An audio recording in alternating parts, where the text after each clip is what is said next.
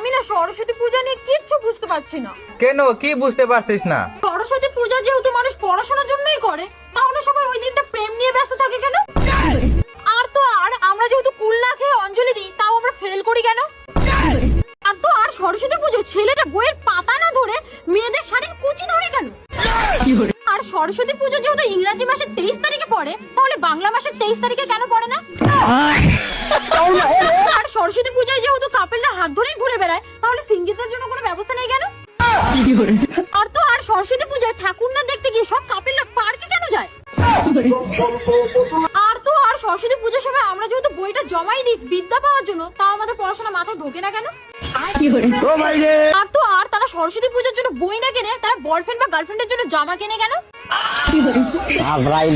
আর তো আর সরস্বতী পূজায় সবাই ঠাকুরের সাথে ছবি না তুলে সবাই ঘোমটা নিয়ে ছবি তুলে কেন?